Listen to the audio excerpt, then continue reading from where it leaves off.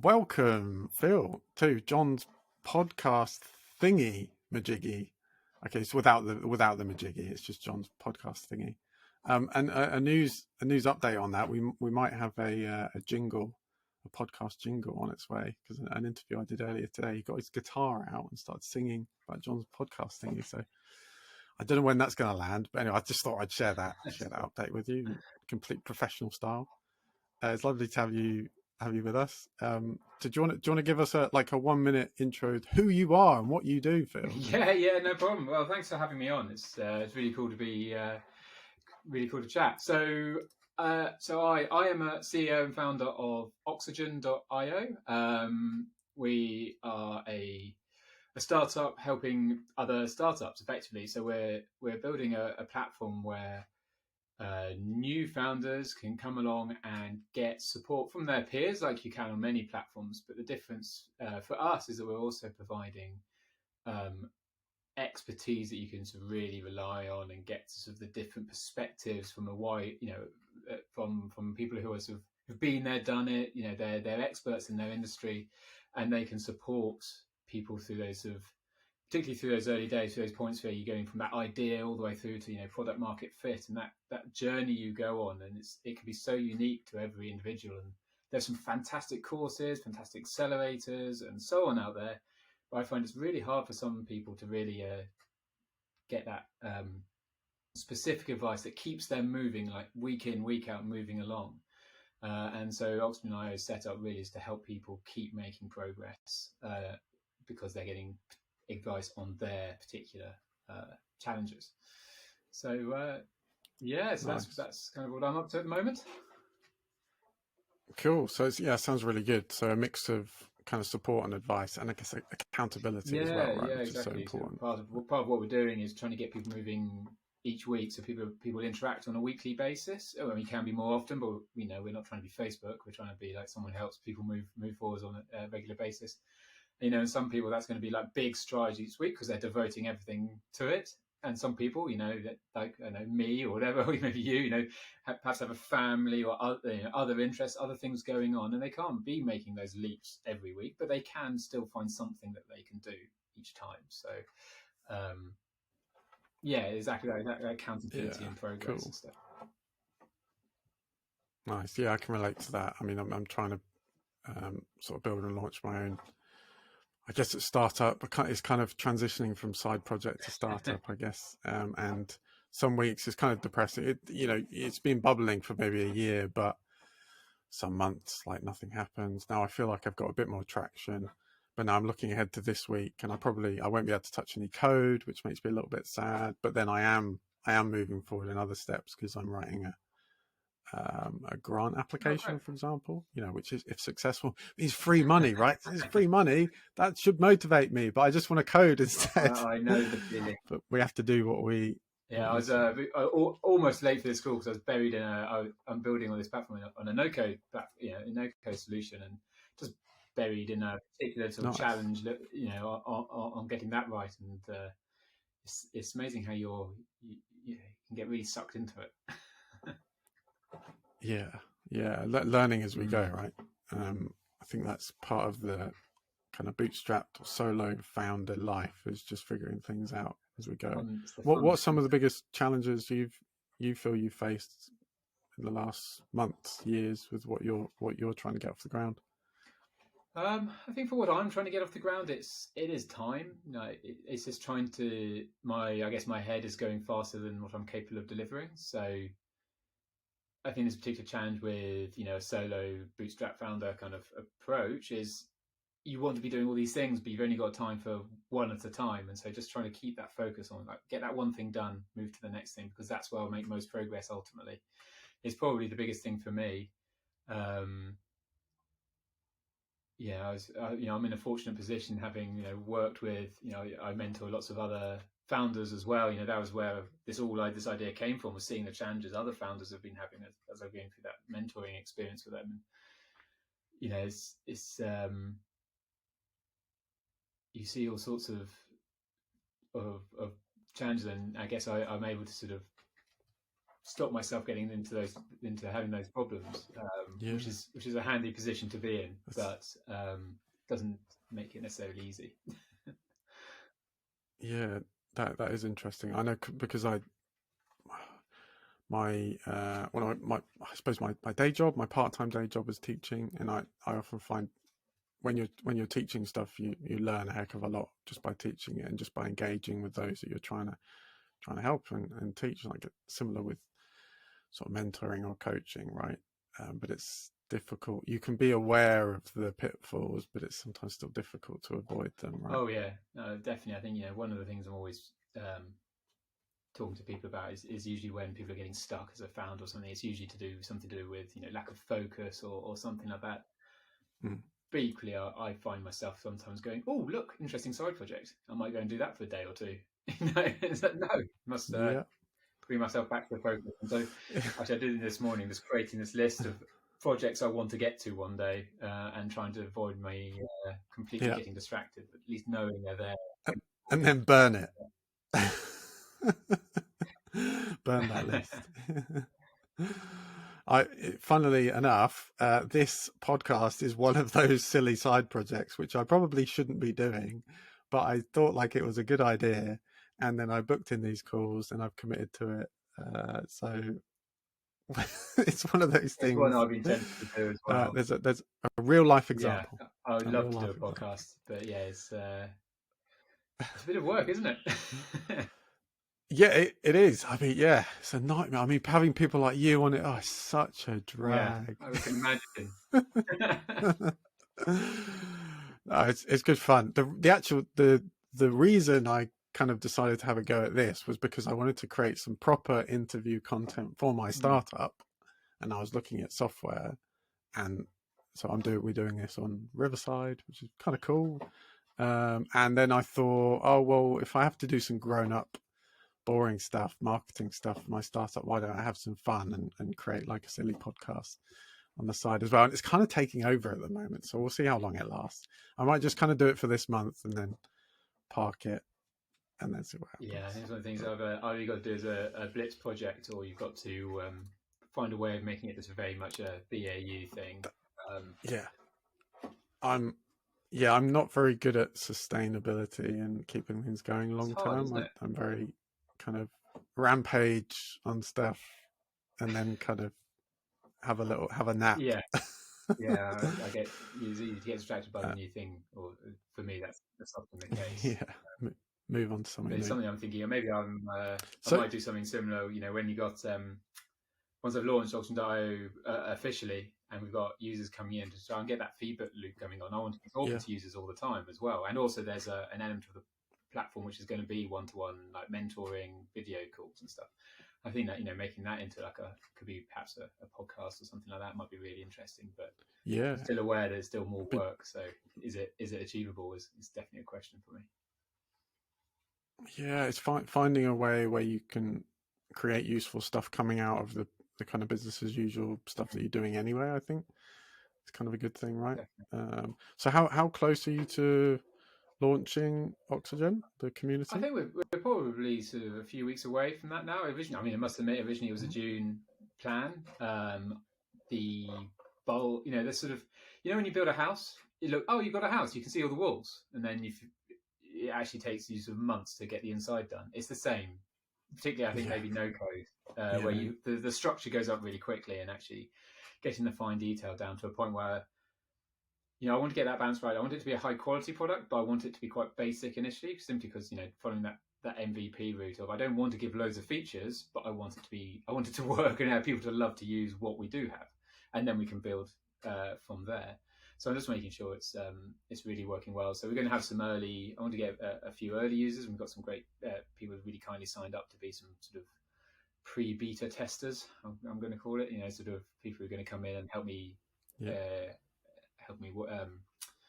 test it, and they'll get some value from starting to use using the platform and that sort of thing, and then hopefully launch quickly after that in August. Yeah, nice. Looking forward to it. I'm on the wait list. Yeah, you are. Yeah, I'm sitting staring at my mailbox. I don't know if you've signed up to be one of my pre-beta testers, though. I think you need to sign that list. I don't know. You're not supposed to that email. I'll resend it.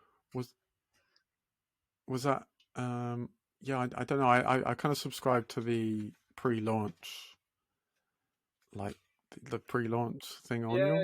I website. then Was sent that, was this a that. separate There's another sign-up? call to become like an Oh, early okay, I tester, have to get look some out for early that. insight. So D- I'll be on the list. yeah, see, there's a valuable lesson here. Don't trust that your subscribers read the emails No, that you they send them, don't. like this guy. No, it's definitely one that's going to have. You have to keep going, don't you? It's like email open rate's been brilliant, but even so, you can't tell what have people read it, have people remembered. You got to keep. Yeah, You do have to keep going, don't you? it's a numbers game, isn't it? Yeah, absolutely. Playing the percentages, I think. Yeah. Awesome. So a couple of points on that. So how have you gone about uh, gathering your initial audience and building that initial awareness and kind of appetite? Where have you got that kind of initial, like, pre-audience Yeah, so audience from? How have you haven't gone tried to about grow that? it too massively. Like there's just a little bit of background building at the moment. With you just using the existing network I have. I've been working with startups for a Hmm. while and on LinkedIn and things. I've got a bit of an audience there. So just sort of calling out to that audience that what I'm up to in between the normal interactions on there as well, and calling out to sort of my Yeah, newsletter and people subscribe to that. And yeah, so we've got a bit of a following through that, and then the plan is to explore different routes to market once there's a platform to come onto. Because I'm very aware that a yeah, wait list is great, but some people don't want to. They're not bothered about waiting; they just want to get onto the platform. So I want to sort of reserve yeah, the real exploration for when there's something to engage with.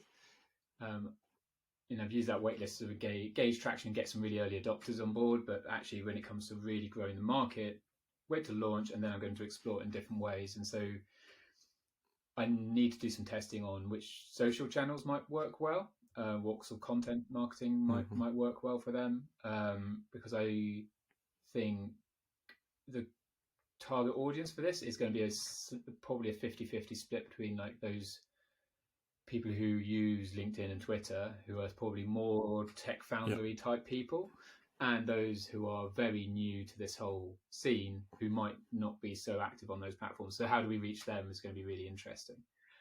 yeah, Um, and one thing I really want to do is experiment with Google Ads, because I think there's a way of mhm, interrupting the current flow that people often go through at the moment. So one of the common challenges I think new founders often have, people say you take apps for example. People either have an idea for an app, they fall into two mm, camps. One is they've got a yeah, problem they want to solve and they can see technology doing that, or it's a solved problem mm, and they sort of want to have their own slight flavor of that.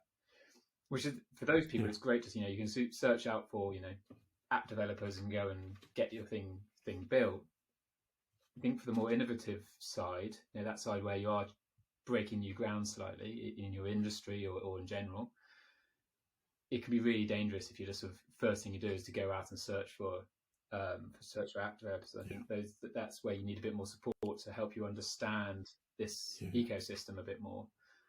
So I think that might be a really interesting journey to try and interrupt, so that we can get more support to people really yeah, early. So rather than I don't want to see the route which I see a lot of people going down, which is idea, think they've got the solution, get the app developer to build it, spend horrible amounts yeah, of money, 5 to 6 figures, yeah, and then find nothing's happening, and now they're just desperately crawling around trying to find some sort of traction somehow, trying to get advice from wherever they can, but yeah, they've got no money to buy it and that kind of thing. So if we can interrupt that sort of yeah, pattern and get to people really really early, you can really have a huge amount of impact. I think mm, that'd be an interesting route for us to explore, and see how that works. yeah. That is interesting, and it's such a dangerous path. Dropping a ton of cash on an app idea when you may well be committed to it, but not really sure how to make it work. And often people are in the situation they don't know what they don't know. And of Mm. course, the app developer, they don't care really. Unless they're partnering for equity or whatever. They're not the people that are going to help drive it or drive adoption. No, they can be It's doing just a a brilliant job job, but for them. they're going to build what you tell Yeah, them to build because you're the expert. But it doesn't mean if you yeah, haven't done the right exactly. validation Yeah, work, you haven't had enough perspectives and that kind of thing to really get that idea refined to the point where it's really going to start making traction quickly, or you can grow quickly. So yeah, it's really important that upfront work can be invaluable. And as you say, you just don't know what you don't know. So, yeah. yeah. Is there a top tip you give to either non-technical or technical founders? Like maybe got an idea, they're playing with an idea. What's kind of some really early things or an early thing they should do to try and validate whether it's a good idea? Ah, okay, yeah. So around that validation, good idea. I think trying to get out of people read about the minimum viable product and assume they have to Yeah, build a big technical thing to achieve that, and that there's only one MVP. There's only one thing you can go after. Actually, there's a series of them that you can go through, and they can be range from free to your first release out to the world, which could be end up being quite expensive potentially. And you can go on that journey validating as you go. So like the first thing I did, I didn't build my app, as I said. I'm still building, but I built a landing page for. You can do it for free. I use something called Card.io, I think it is.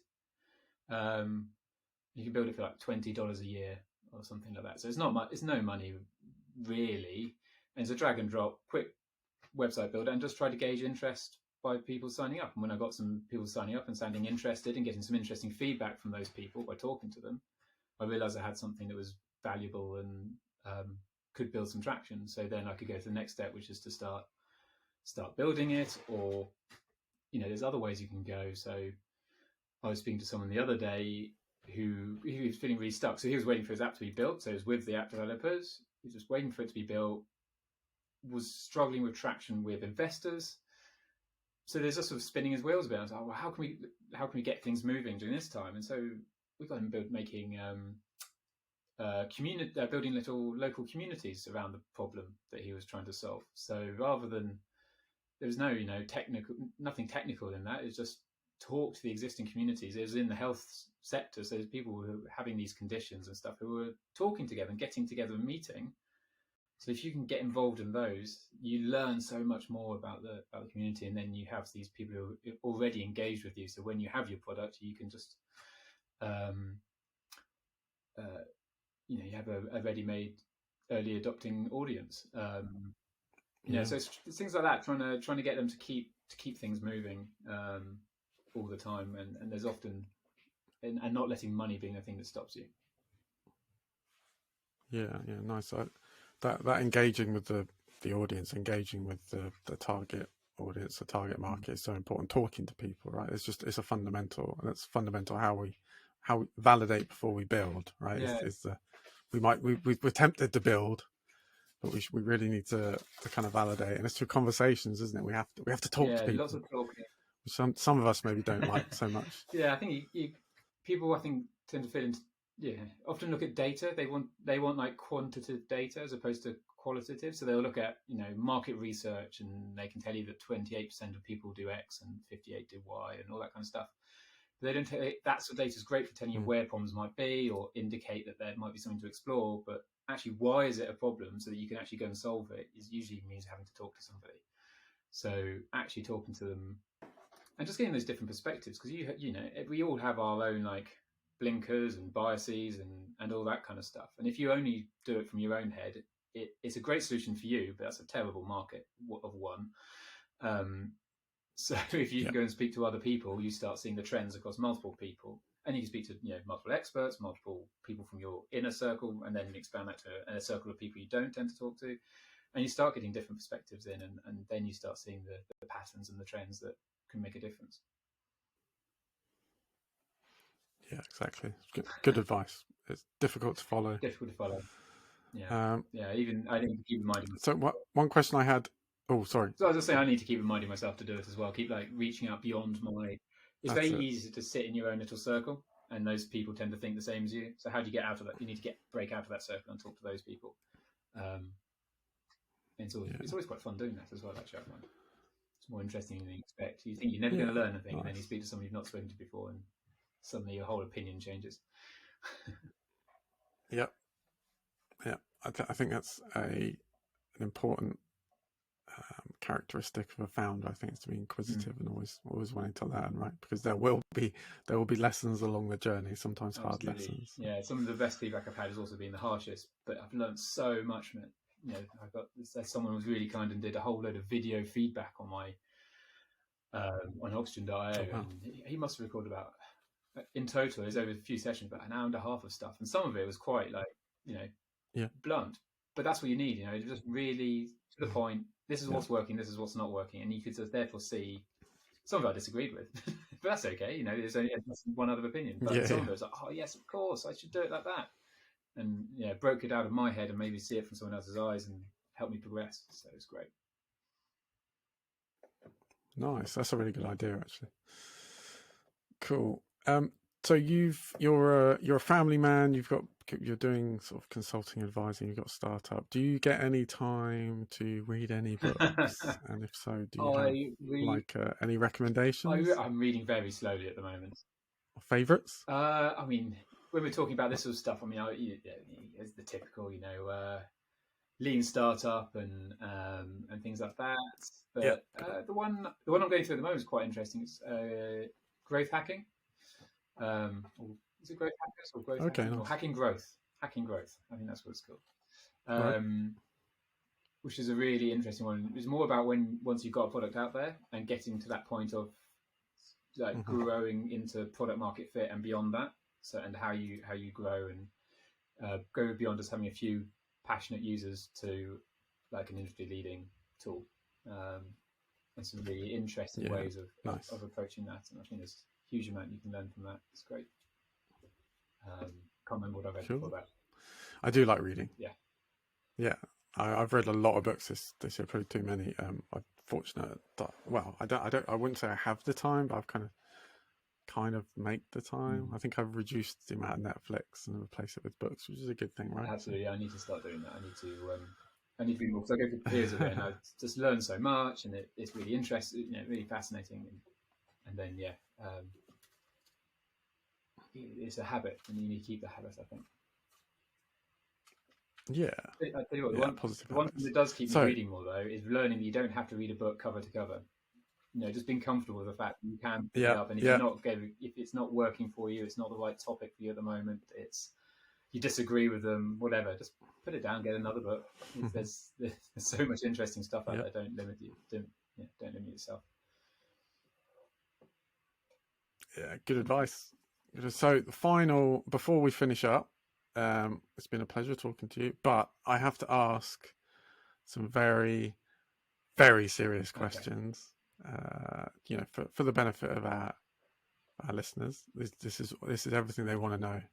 It's nothing to do with me. You know, I can't. You know, it's not my fault. So, first question I'm going to ask you: what is your favourite cheese? Oh, that's a tough one. That is a tough one. I eat too much cheddar, just normal cheddar, you know, at the moment because it's for the kids. So that's all that we've got. Favorite cheddar. Probably something blue, I think. Yeah, because really, something strong. I like things which have like a strong flavour. Where, you know, but plenty of people would say, "Oh, that's a bit much for me." Probably about me. Yeah, nice. Maybe with a good whiskey or something. That sounds like a good Christmas There we evening. go. Okay, this for the next podcast. We'll just be sipping whiskey. There we go. There's a theme. Drunk startups. New theme for our next startup. When was the last time you rearranged your sock drawer? Be honest. Rearranged my sock drawer. Thank you. Me neither. There's nothing wrong with odd socks. In fact, I in general tend to actually purposely choose odd socks. I'm not spending my time pairing socks. Yeah. Sometimes it's done. I must admit. Live a little. Yeah. Live a little. Not worth my thinking time. And final question. Nothing to do with socks, but equally important. Mr. Bean or SpongeBob SquarePants? I grew up with Mr. Bean. doesn't live. Ben Yeah, Acton lives in a it's fairly a close to classic. here as well, so I feel like I owe him for that.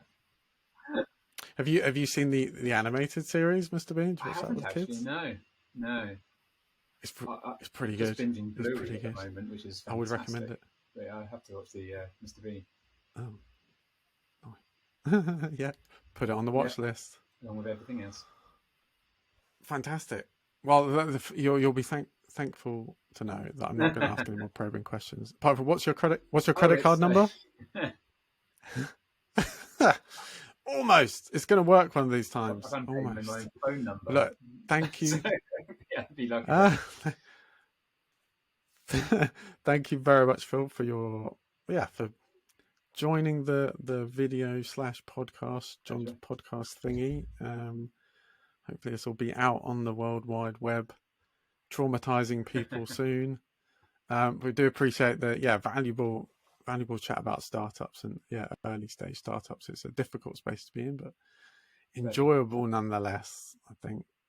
And thanks for joining us. Hope you have a good rest of the day. Thanks very much, and thanks for inviting me on, and good luck with the podcast.